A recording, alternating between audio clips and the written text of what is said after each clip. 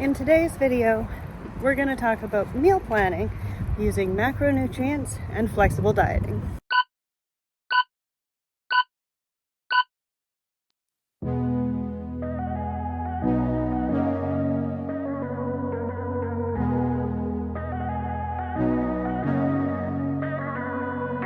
I'm happy to say I am down 2 pounds. I wasn't expecting a big drop, so I am very happy with that. Plan stays the same, no change in macros, no change in exercise.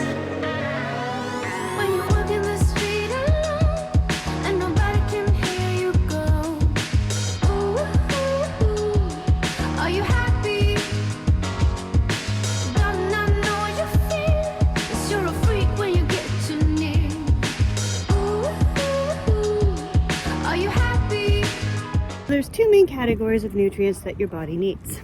You have macronutrients and micronutrients. Now, macronutrients are the nutrients that you require in larger amounts. These are things like protein, carbohydrates, and fats as general categories. Micronutrients are things like minerals and vitamins. Your body needs them in smaller amounts, hence the term micro.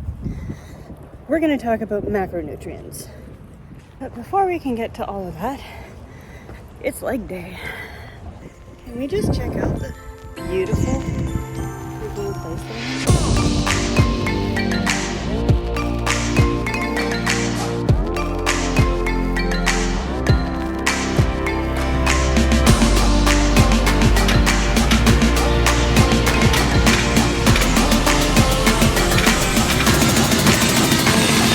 I'm Right, I'm officially done leg day. I'm about to head home and plan some food. Let's do this.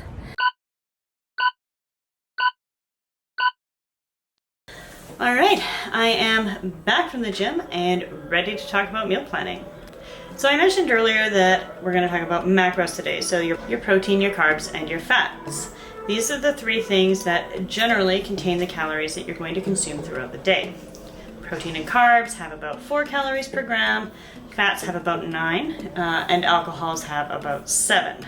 Now, I don't track alcohols because I don't drink, but if you were to have some beverages, that's the calories that they are. So, protein, carbs, and fats. I start my meal planning by first going to a macro calculator.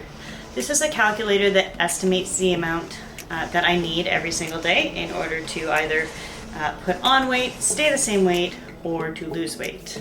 I'm in the lose weight category. The calculator I use is at prophysiquemacros.com. I'll post the link in the description box down below for anyone who wants to give it a shot. Now, after I ran through this calculator, I compared it with the meal plans that I got from the 90-day transformation challenge, and currently I'm on the meal plan that is 1,750 calories in total. Now, there's an airplane show going on outside, so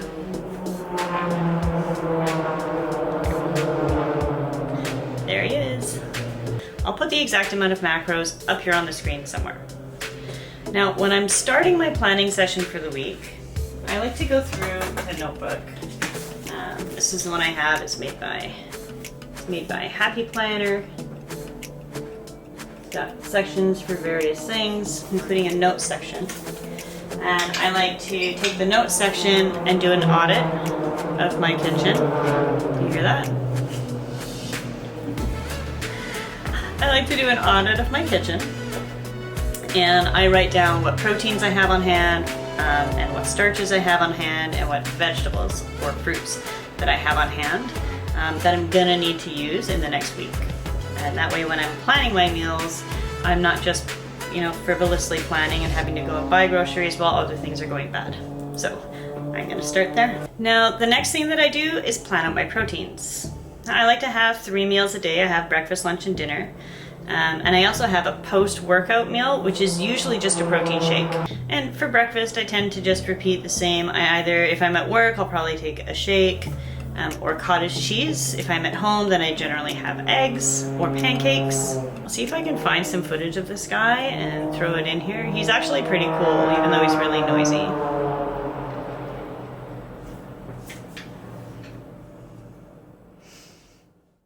Now, once I've logged or planned all my protein in my planner here, then I like to go online to my food tracking app. I use one called CRONOMETER. I'll put a link to that down below as well. And what I do at that point is I enter in all of my protein data, or the proteins that I've planned for each day over the following week's 7 days. Now, I tend to do my planning on either a Thursday or a Friday, and I do my grocery shopping a day or two later, if I need to. Sometimes I have enough between the fridge, the freezer, and what's fresh that I don't really need to do a full grocery trip.